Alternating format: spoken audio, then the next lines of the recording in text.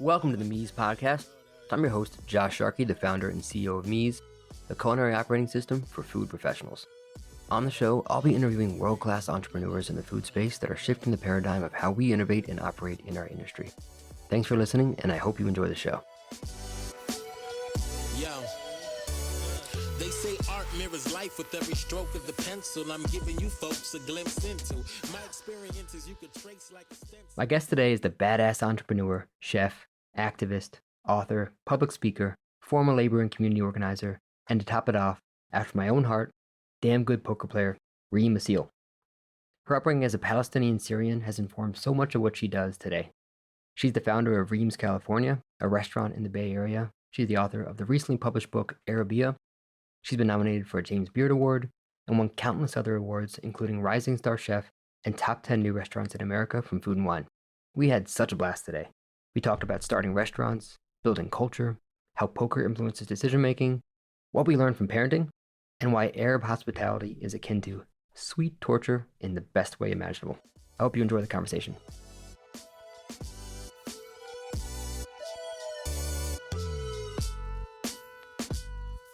This podcast is brought to you by Mies, the culinary operating system for food professionals.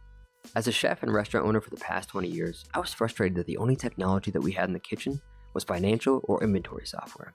Those are important, but they don't address the actual process of cooking, training, collaboration, and consistent execution. So I decided if it didn't exist, I'd do my best to get it built, so the current and next generation of culinary pros have a digital tool dedicated to their craft. If you're a chef, mixologist, operator, or generally if you manage recipes intended for professional kitchens, Mies is built just for you. Organize, share, prep, and scale your recipes like never before, and get laser-accurate food costs and nutrition analysis faster than you could imagine. Learn more at www.getmies.com.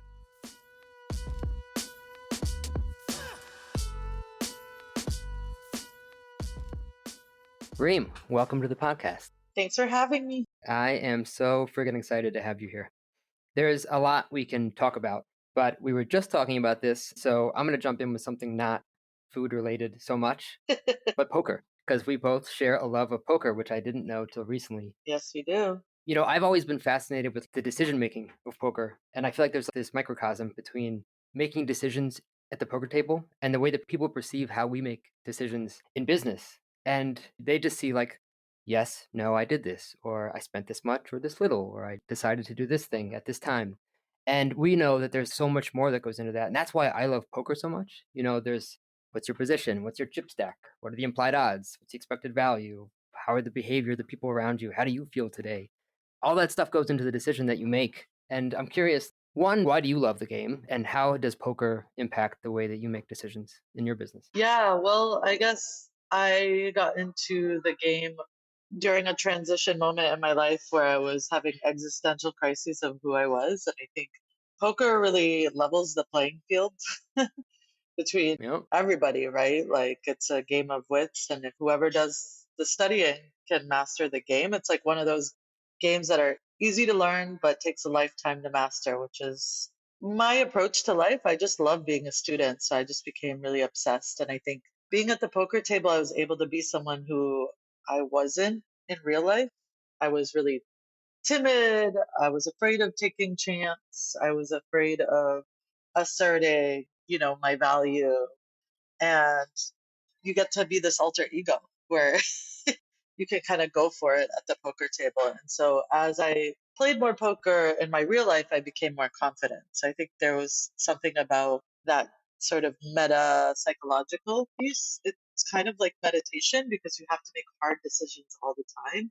So how do you do them from a grounded space and not be emotional, or as we like to call it in the poker world, go on tilt, which I've done many times. But yeah, I think that it really does translate a lot to the way that I approach life, but particularly the enterprise of Reem's, because it's like practicing the muscle of, controlling emotion. And that just takes practice. You're not going to have it right off the bat. But I think the biggest lesson that I learned from poker is how not to get caught up with the upswings or the downswings. It's the long term that like life has variance, There are inevitable ups and downs and circumstances you can't control. You have to make decisions with imperfect information. You're never going to have all the information unless, of course, you're cheating. You can't really cheat at life, right? Yeah. And yeah, you have to not get too attached to the ups and not get too attached to the downs and kind of play the long game. So that's always how I've viewed my business when I'm getting accolades and all these things. I don't attach my value to that because I know that there's going to be a downswing there, right? So I have to state what is my goal, right? My goal is to win all the chips, whatever the goal is, right? My goal for Reams is to create an enterprise that is long lasting, where workers are happy.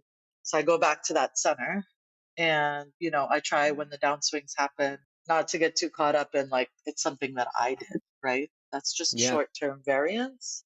And in the long run, if I'm making good optimal decisions with all the information I have, then it should work itself out.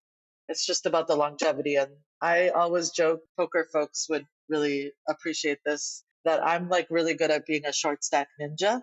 I actually thrive in playing in the short stack with the limited resources because you have more grit, you have leverage there, whereas sometimes people with the abundance of chips kind of blow them. So Yeah. yeah, I'm really good at playing that long game, even when I'm dwindled down to a short stack. Sometimes even better. Those are the hardest decisions to make, are the right ones, Hmm. in the short term, Right. the right long term. And I'm the opposite. I like being, I'd much prefer playing big stack poker.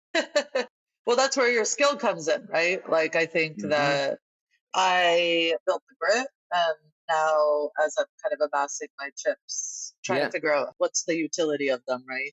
Yep. We're going to weed that in a little bit today with your chip stack and when we talk about fundraising. But we'll jump around a little bit because I was just so fascinated to dig into learning more about you. We've met a couple times at a couple events, Yeah. like indie chef events, but just so fascinated, honestly, like Reem, like generally inspired to hear how you have gone about building your business and also just having the courage to do what you're doing. Thank you. We're going to talk a little about that. In digging, I read somewhere it seems like the word chef is almost like a dirty word to you. It's interesting. My background is in fine dining, and I think we have this cognitive bias as chefs of like what it means to be a chef. And, ultimately our job as a chef is to make people happy and to like give them respite. And Hmm. sometimes I feel like, all the technique in the world and all the experience, however many restaurants you've worked at, comes second to your ability and the courage to tell a story through your food that makes people feel something. And that's what I think of when I think of you. And I feel like that is sort of redefining what a chef is today, because obviously now you're seeing chefs that aren't coming from spending 15 years in the brigade and then working their way up, and maybe you don't have to do that. So how do you view the notion of being a chef, and do you think that the paradigm is shifting? Yeah, I always joke some of the most famous chefs out there now are TikTok chefs. And that's cool too. There's a space for everybody. It's funny because, I had written this piece in, I think, early last year. And it was after a lot of these exposés came out on, chefs that are brown and look like me and probably weren't afforded the same opportunities. And yet they Yeah. were still abusing their power. And so Mm-hmm.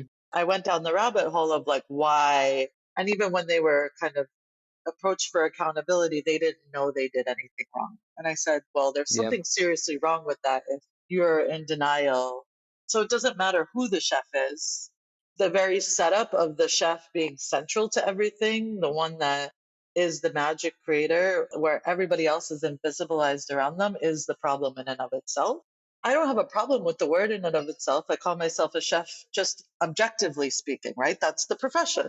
Anybody who is cooking for a living and creating things, I don't know what else you would call it, right? But this idea of, chef as where everything stops, Yeah. that's the problem that I have because it creates this false paradigm that people are aspiring to where they're falling into these same abuses of power, myself included, right? Like nobody is immune from that. So, the point that I was making in that article, which became so polarizing. I mean, people feel very, very, sensitive about this title. You know, if we got rid of that word, if we got rid of that as an aspiration, what else could become in our kitchens? And that's simply what I was grappling with. I don't think it's a dirty word, but when you say the word chef, you're mostly going to associate it with the main character in the menu. You're not Yeah. associating it with people like me. So why do I need to fit into that mold to prove myself to be like the very thing that I'm trying to get rid of, right? Yeah. No, that makes total sense. It's almost like more about the connotation of the word than anything else. Yes. Yeah. And the idea of aspiring to it, you know? Yeah, and it's sad actually. I think that it almost has a connotation of to be a chef also means to have bad leadership skills in some way, because Right. like the old way of doing things is just yelling and saying this isn't the right way and and making people feel like shit sometimes and Yeah. just that way of management we didn't know any better or maybe we did we just didn't try but Yeah. I think we have a similar outlook. Like the onus is on us to set them up for success, to be explicit and to make them feel like they're a part of it. And Hmm. I learned this lesson really early on from the founders of Blue Ribbon Restaurants, Eric and Bruce. And I remember like very early on before I opened my first restaurant, they said the most important thing to be successful is to set your team up for success. And it's Hmm. so counterintuitive. Then I went and worked for, Boulay, where like Hmm. you're not told how to do anything and everything is Yeah. wrong and it doesn't matter what happens. So Yeah. like I'm curious, how do you operationalize that in your kitchens, right? How do you set your team up for success and how do you maintain consistency? It's so funny, like when the Bear series came out and, the main characters like calling everyone chef. Like we do that. I'm like, oh, Reems has been doing that forever. That's like the thing that we do. Everybody's commanded with respect. So I think there's something about the way that just common everyday communication, seeing people as people, whole people outside of the restaurant, I think gains that trust. And honestly, there are people in my kitchen who've worked in the industry way longer than I have and have wisdom in technical areas that I don't have. And if I don't ask questions, my food isn't going to get better. So it's really kind of benefited me. Like you said, it's like if you set everybody else up for success, you don't have to do much, other than delegate and motivate and help support when there's troubleshooting needed. So that's kind of always how I approach. Like if something happened wrong, then we work backwards to figure out what made it. And usually, almost 100% of the time, there's just a breakdown in communication. There's a tool that wasn't there. Somebody is having a bad day and they just needed to take a break. There's always a reason that's like not so personal. It's more Yeah. systemic. And so the more that I do that with folks, the easier they're able to solve their problems on their own because they just develop those habits. Yeah, so asking a lot of questions about why they do things, and this happens all the time, right? And I'm not working on the line all the time, but like a line cook changes the setup. I'm like, why'd you do it? And then they feel like they're in trouble. I'm like, no, I'm not asking. I'm just curious what your thinking was. And sometimes it's like, okay, I Yeah. need to push back, but at least it's a conversation. I'm not telling you what to do or whatnot. If this works for you, but try this on. So it's a back and forth so people feel like their voices are heard. And then also, I want people to see themselves reflected in my food. Even though we do Arab cuisine, we're very much in mixed neighborhoods in my restaurants, and we are in California, and there are things in my culture that remind my cooks of their own culture. So they add their own little spin on that, and it's really fun. So I let them have pieces of themselves on the menu too. And I think that motivates them. Some people are motivated by creativity, some people are motivated by other things. It's like just figuring out who in your kitchen, what motivates them, and how to use that. Yeah. Some people love structure, so we build structure. Some people want a little bit more wiggle room. So as you're scaling, how are you sort of maintaining sort of like here's how we do things as you grow? Are there systems you're using or It's hard. I think for Reams, we use something called the traction model. I don't know if you've heard of this. This is like when I was going from 1 to 2 locations, I asked the founder of Buy Right, Sam Muganam. It's a very famous grocery store that's like super sustainable, awesome here yeah. in San Francisco. And he's grown to like 5 locations and able to keep his values, which I'm like, how do you do that? And this book was the book that he recommended. And one of the things that were really cool in there is that you decide on the 5 core values of your business. And then everything that you do, even in your hiring process and your evaluating process, you evaluate and hire people against those 5 core values. So I thought that that was really ingenious because it brings the people that you want into your organization. So you don't have to do a lot of work on the front end. And then it reminds them when because we all fall off of our balance, right? Like if one of our Yeah. core values, just for instance, is get shit done. It literally is GSD. And there are days where we're not feeling that, So we have to remind ourselves of like, what do we need to do to Yeah. be able to display that core value? So that was really helpful. I think the pandemic helped. We were kind of operating really on the gerbil wheel. And when the pandemic happened, we were able to stop and like invest in our time in people that had stayed with us for so long. They had built up loyalty, but like that's not enough to keep people and to keep them Yeah. invested while they're with you. So we explored this idea of, Reem's, my vision, my 10-year vision was always to have it worker owned. But I think the pandemic kind of sped things up and was like, well, if your workers kind of help you build it with you, they're part of the fight, they're going to be that much more invested in the outcome.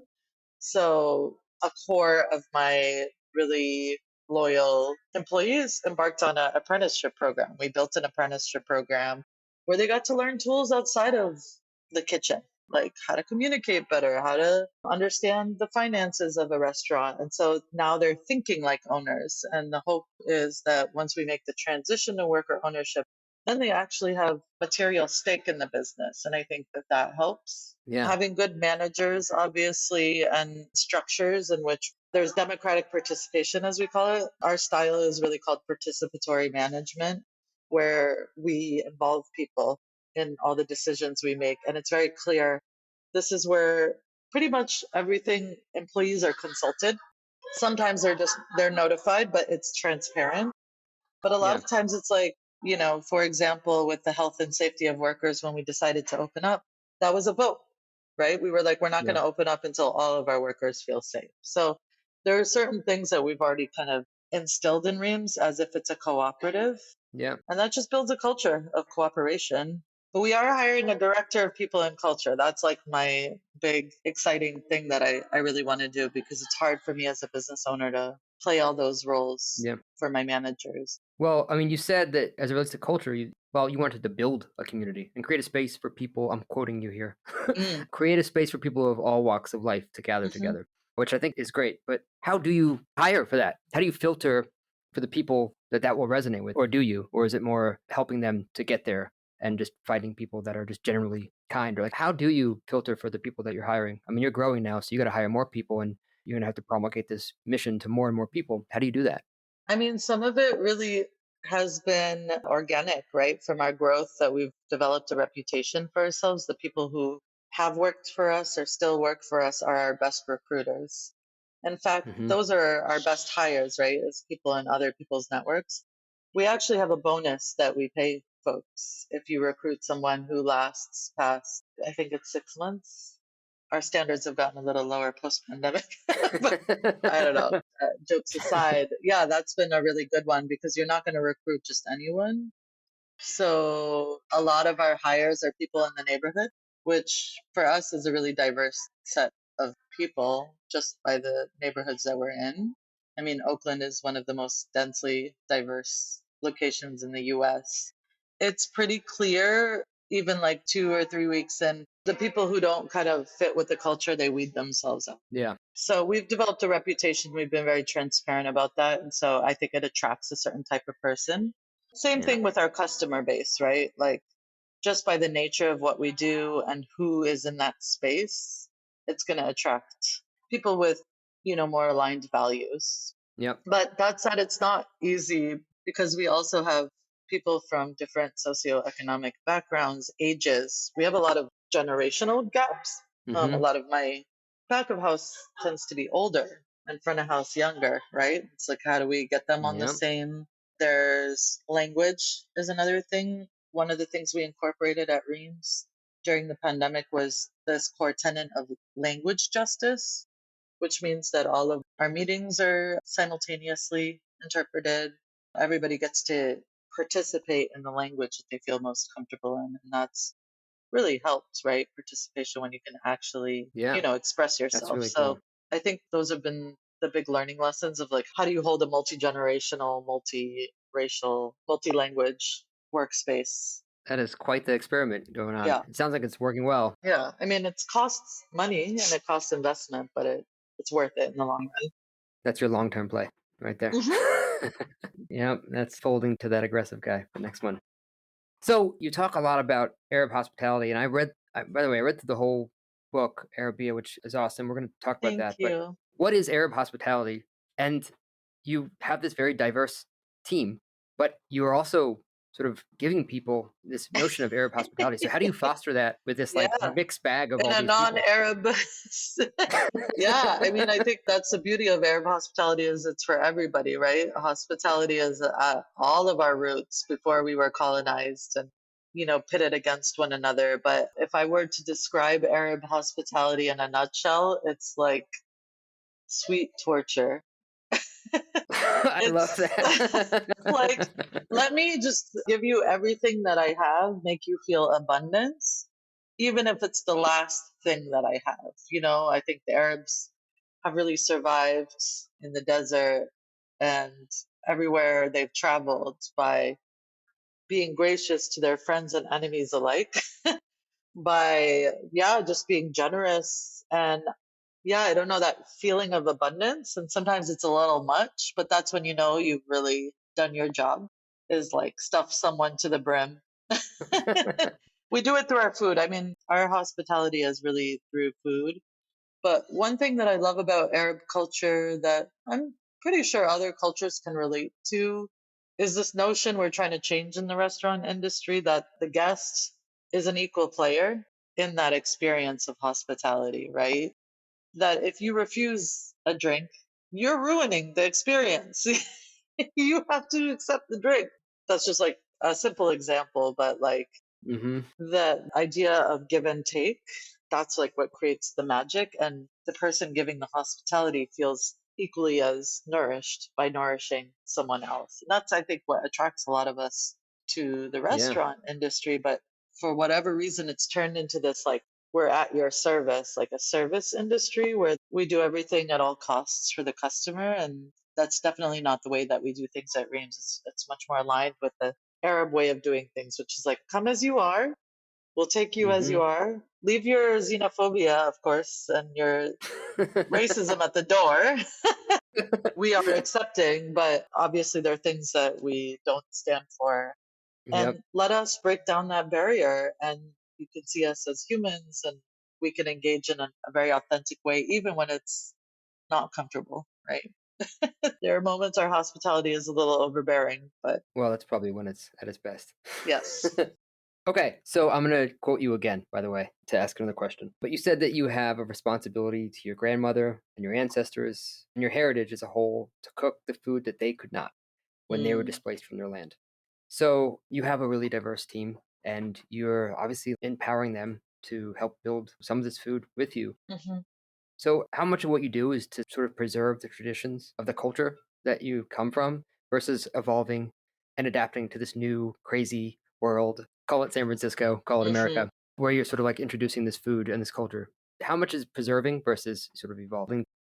I think they're not mutually exclusive, I guess is the easiest way to answer that question. It's not so simple as to say, I'm preserving the stories, not necessarily the traditions, but the traditions so much of the time tell the story, right? The story of struggle, the story of adaptation, the story of hospitality, right? Like why we approach dishes the way that we approach them. So when I think about these dishes, I think about what is the heart and soul of the dish. It's not like I'm just Hmm. throwing a bunch of things that inspire me on a plate, but it's like, okay, this is the like core tenet of this dish.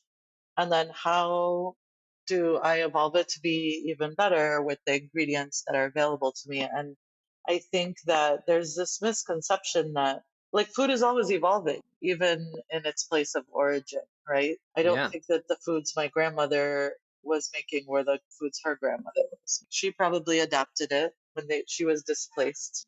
So like we should celebrate that and we should evolve our food because there's just so many amazing ingredients out there and ways to prolific ways, right, to create Yeah. those experiences. And so what I try to do is pay homage to place.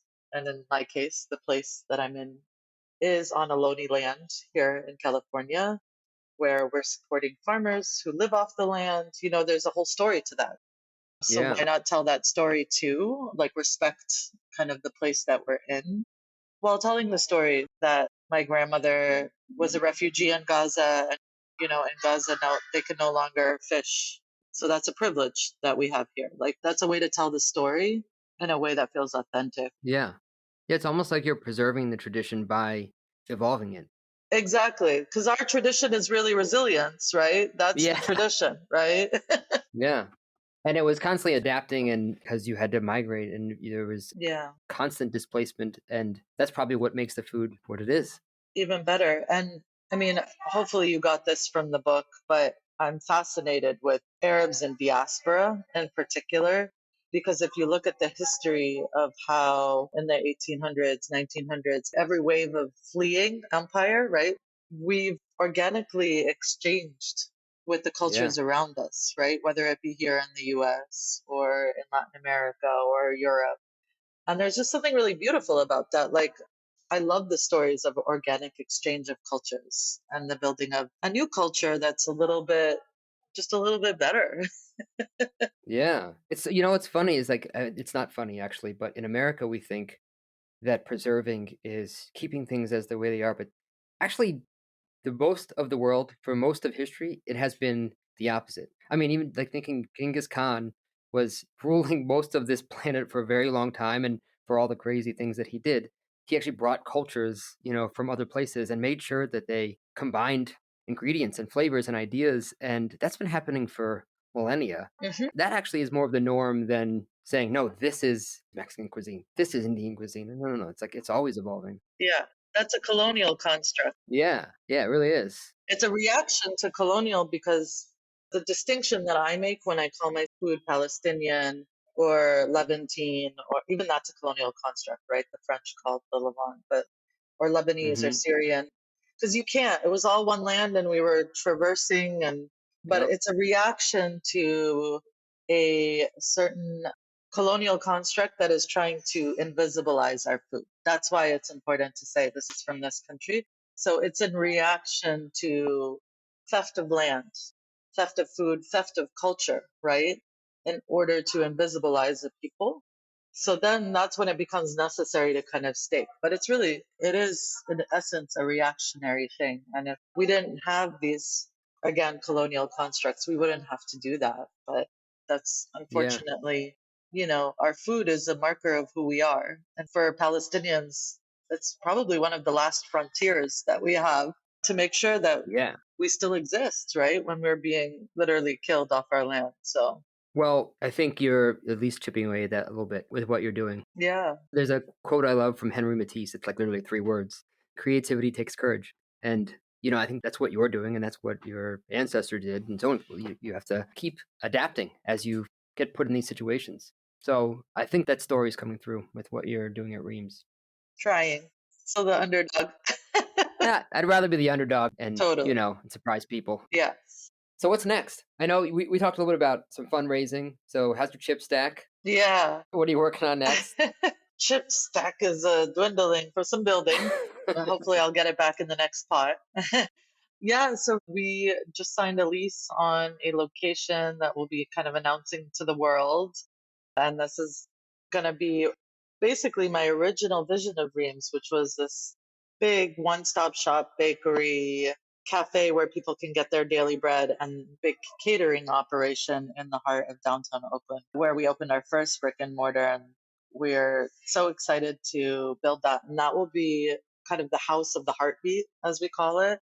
And the idea for the growth of Reams is to really, get our breads into as many hands and homes as possible. So, the restaurant model we knew even before the pandemic is not sustainable in and of itself.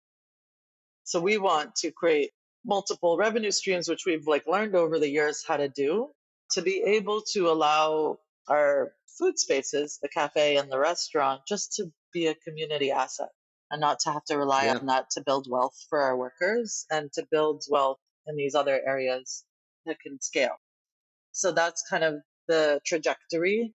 We're raising money for that. We're trying to hire an infrastructure so that, as we grow, we're growing thoughtfully. So getting some high level folks who have background in CPG, consumer packaged goods, and cultivating, operationalizing, codifying all of the amazing things that we've done around people on a larger scale, and hopefully coming up with a toolkit for other restaurants to follow around how you can transition into worker ownership. I think a lot of owners out there, I want an exit plan, but I want this legacy to stay. How do Yeah. I do that without selling my soul, And they'll either fold their restaurants or sell it to someone that doesn't quite understand. It's tough to find an exit strategy for a restaurant. Yeah, so this is a wonderful exit strategy of like, how do you build your employees to carry on your legacy, and how do you codify that in an operating agreement so it builds wealth for generations to come, and you don't have to be in the trenches. That's what I'm working on now. We're raising money for all of that, the kind of worker transition, the building of the flagship, and It's amazing. building of this infrastructure. So I'm really excited to eventually be back in Oakland and have this beautiful one-stop shop, right? Where you walk in and there's just like hundreds of workers around you doing their thing. Oh, that's so cool. So it's like the Willy Wonka of bread. Of bread, yeah. It's like pita lines and the smell of za'atar as you walk in the door, like all of Oh that. my God. Yeah. Are you gonna make your own lebni there too? Or did they use lebni in Palestinian cuisine? Yeah, well, we do at the restaurant. We'll focus on the bread, and you can get the dips at the restaurant. Yeah, and then I'm, preaching the gospel of Arab hospitality, still trying to push the envelope of what Arab cuisine can be in this country, and keeping this cookbook tour going for folks who haven't seen or read Arabiyya. Like, I just think that book is it's intersectional, right? Like anybody can relate to it, even though the stories are very unique to my story. Yeah. My hope is that there's some things that resonate with anyone, right? Yeah. For me, it was obviously way more than a cookbook, because there's just a great story in it. Yeah. You said, I'm quoting you a lot today, so I hope that's okay. You said Arabiyya was kind of a love letter to your family, to your people, to yourself. Yeah. So how was it received? And how has it been cathartic for you now that it's published and it's out there? Yeah, it has brought me the greatest joy. It's been really vulnerable, but it did exactly what I wanted to do, which is to build my community far bigger and more expansive than I ever thought it could be.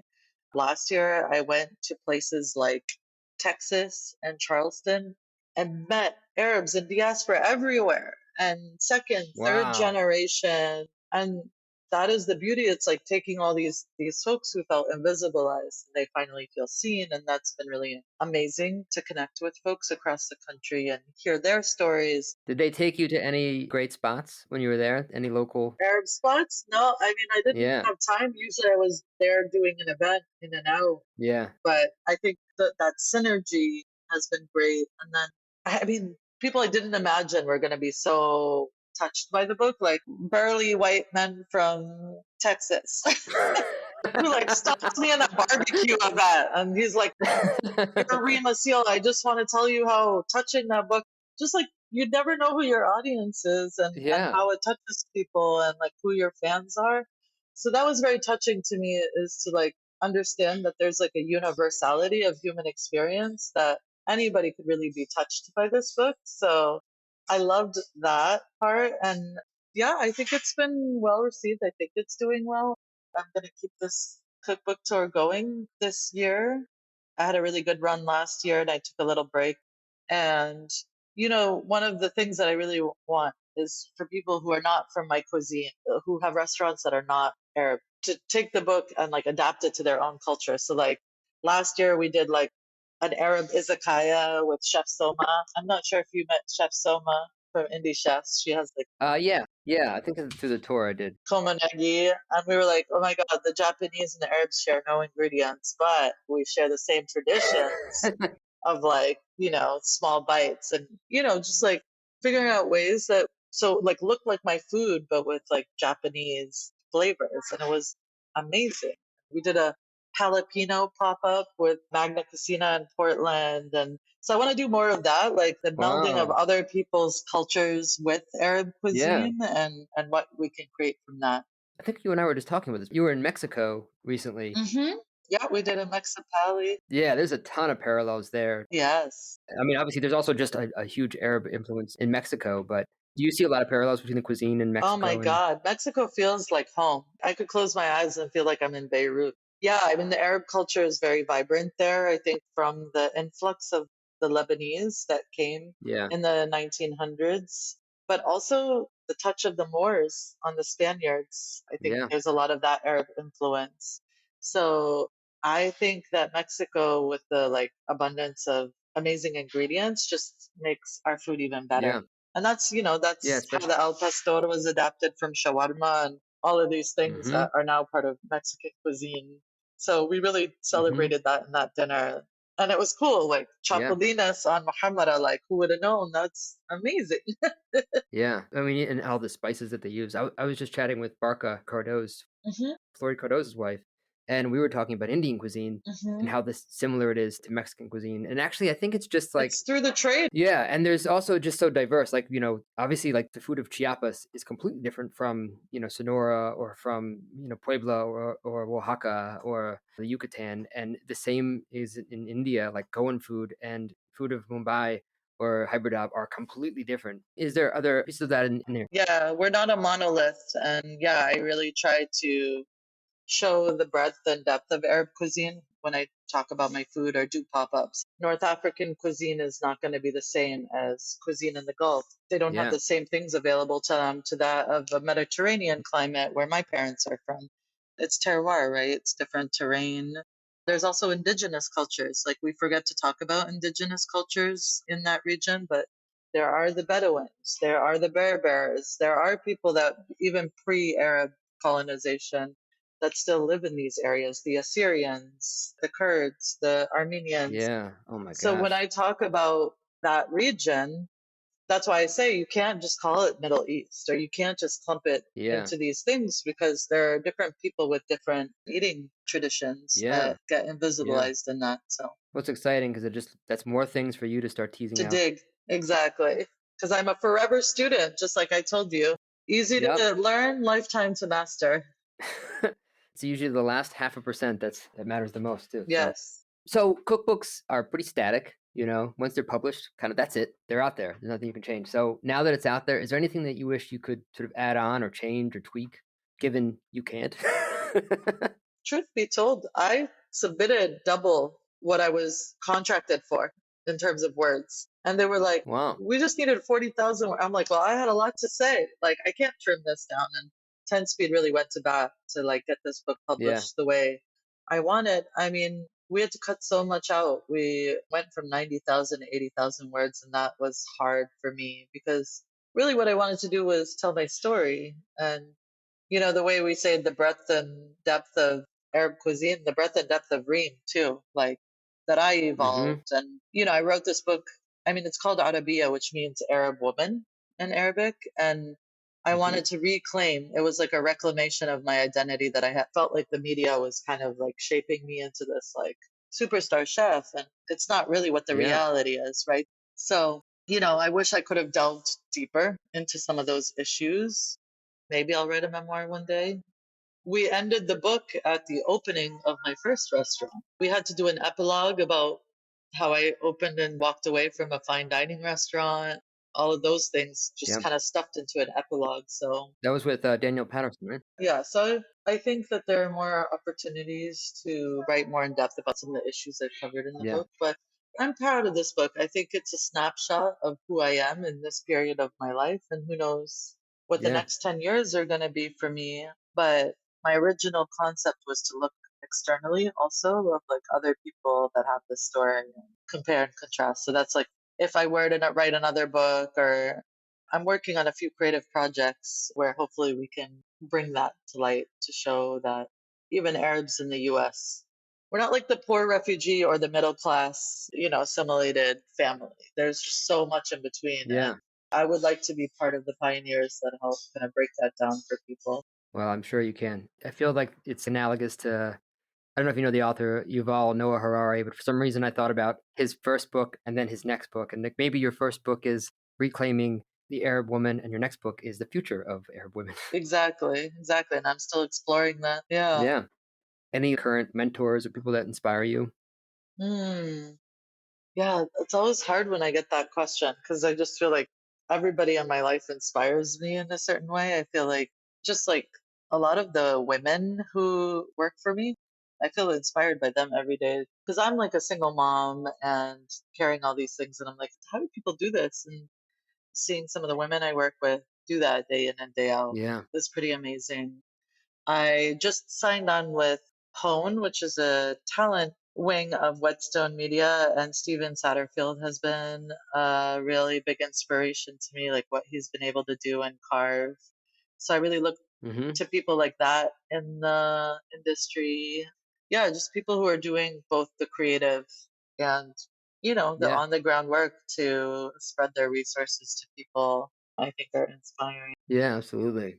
You're a mom and a business owner. I have 2 kids, so I can certainly attest to it is fucking hard to It's be a brutal. parent and run a business. And my kids inspire me every day. I'm like, I get surprised about things, but what has being a mom taught you, or what has Zane taught you about anything, business, life, what you're doing, Nothing really except how to matters. like stay up later and What has he taught me? I mean, I think the letting go of control, Mhm. that has been something that I'm still learning. But like these power struggles that happen with kids is just so interesting how that learned behavior Yeah. and kids are so powerless. Like, why are we struggling for power with them? I've been reading Bell Hooks All About Love, which I highly Hmm. recommend to people. I read it every once in a while, and it just talks about from the beginning, like how do we give love to our kids and what they associate with love. And so I'm really cognizant of that with my child, but I think it carries to everything that I do in terms of like, especially people who've been on the margins and have never been given any power. That like it's a Yeah. process, right? And I think that's taught me a lot about, I'm definitely the type that has power with, that's my style of leadership. But even when you have power with, sometimes you take up a lot of space, right? So, like, how do you let people make mistakes and learn from their mistakes? So, I'm doing a lot of that with my child. Yep. But it's hard because you have to I give up struggle with that a lot control. too. Yeah, you don't want them to learn the Yeah. hard way, especially at that age. But, like, sometimes Yeah. it's just got to be the way it's got to be, right? Yeah. The thing about kids is like, what I've learned mostly, they're so innocent that, Hmm. and we have kids of similar age. Mine's Yeah, 2 and 4, and yours 2, almost 4, and yours, I think yeah, you have a 5-year-old. yeah, Like everything that they're doing is because they have some feeling. When they're yeah, and they piss you off, and they yeah, like, they'll just like not put their clothes on, or they'll be an asshole. yeah, But you realize like obviously like, there's some reason behind it that right. they have this feeling. When you sort of apply that to people in general, like the people that work for you, the people around you, you realize everybody just has some reason why they're doing it. Yeah, Most likely 99.9% of the time it's not malicious, that yeah, they're hurting, or they're hurting. they're sad, or they're depressed, or something is behind it. And the more that I see it in my kids, and the more I sort of build that muscle of every time he does something where I'm like, dude, chill the fuck out. Instead, I'm like, no, what? Okay, why are you having a tantrum? Yeah, What? I wonder what you're thinking right now. It like helps me build that muscle when someone on my team maybe does something, or someone that I know does something. I'm like, you know what? yeah, There's probably something going on, yeah. and I suck at that. So That's so funny because I'm just like, yeah, I could see how he feels. I'm like, yeah, I wish I could cry about that. Like, I feel that. Like, I feel that. And why, we're taught. I wish I could just like freaking throw a tantrum. Like, I had to make a film about it. We're taught to like suppress our feelings a little bit. And so then our feelings come out in very toxic ways when we're adults. So yeah, I'm like, yeah, let's cry it out. Yeah, this sucks. That's what I say. This sucks. yep, I know it's really hard. yep. Showing the empathy. Yeah, but I always, and I think this is kind of related to people you lead, is just because limits are important too. So I'm always like, what's my job? My job is to keep you safe and keep you healthy, right? So when I'm mad, it doesn't mean I don't love you. Like, yep, I'm mad at you Yeah, and I still love you. And it's the same. I mean, you don't have to say to your team members that you love them. It's like, I'm upset about this thing, but this is not a reflection on you as a person. I still yeah, respect you, and you're an integral part of this team. Because people yeah, are afraid of rejection, and that we learn that, I think, from our parents. At least for me, because yeah. my parents never gave me, like, I came from a culture where it's like you just perform and you never get Same. the positive affirmation. Yeah, So it's a learned behavior. it really is. And if you don't come from it, I don't either. It's very Yeah, hard. It takes a lot of work to build that, yeah, but that's why we're, makes us better. So yeah, exactly. I This think, is I a hope. different generation. Yeah. Yep. All right. I have what might sound like a dumb question, but I'm asking it to everybody now, Yeah. because I ask myself this all the time. So you can take it for what it's worth. But if there was no construct of time and you had unlimited resources to do whatever the heck you wanted, what would you do next? There's no construct of time. Like, I could be a mom and do this thing. Yes, exactly. Like you could be a mom. It's something that would take 100 years, could take a minute. And if it took $100 million, you have that tomorrow. What would you do? Ooh, that's a tough one. Because I'm like, I would lead the revolution to free my peoples, but that's a little much. Then that the revolution will not be televised or whatever, fundraised for. I mean, my dream was always to like grow Reams to build, worker owned spaces or models for that. I would like really launch deep into that and help restaurants convert. I always had this dream of having a za'atar farm, so doing some more like back to the roots projects that would help refugees and, folks who want to be connected to their roots learn how to live off the land, or not live off, make a living providing those ingredients to the restaurants. I'd also have my own show. Yeah, there's a lot of things that I want to do. Well, if part of it included a Reams poker tournament, I would Oh do that. yeah, we're gonna do that too. I'd be playing poker. Maybe try to take a shot at the World Series. There you go. If Yeah, you had a show, what would it be? I'm gonna say when you have a show. I'm pretty sure you're gonna have one. So when you have a yeah. show. I'm working on some things. I mean, there's one where I get to dabble with just cool people, like pop icons, where we get to like cook something but talk shit. So there are a lot of social justice type folks who are secret foodies. So for the foodie people to hear about these important issues that they're working on and help organize them through my show. And then there are foodies who are food people who are doing really awesome social justice things that, the activists in the world could get a little bit more interesting in their organizing and lighten up Yeah. a little bit. So it'd be like fun talking shit with both those types of people to merge those two worlds. Because I feel like I have this Yeah. like social justice and then this Mm-hmm. foodie world, and I just wish there wasn't such a dissonance, because like social justice is like the trend, but it's like no, there are actually people doing on the ground organizing that is changing people's reality, and we need to Yeah. be doing more of that, and then a travel show where I get to go all around the world. Yeah. Well, of course that one. You gotta have. Yeah. I never traveled. I've been working since I was 13. The closest in 2010, before I took a hiatus. I had a whole previous career working as an organizer, labor organizer, Mm-hmm. a policy person, and nonprofits and whatnot. Yep. I took like 3 weeks and went to Lebanon and Syria. That was like my longest vacation. That's awesome. Yeah, but I otherwise haven't really traveled. I've never been to parts of Europe. Yeah, I just want to kind of see the world a little bit more. Okay, we're wrapping up here. Anything you want to tell the audience, your friends, your colleagues, anybody that's going to be listening to this crazy show that we're doing? Feel like I said it all. Yeah, come to Reams. Come experience the warmth of Arab bread and hospitality, as we call it. All right. Well, to sweet torture, Yes. I will say thank you. Thank you. This was awesome and really appreciate it. Thanks for having me. Thanks for talking poker with me. That's another world. The world of Reams converging. Yeah, we'll play soon for sure. Awesome.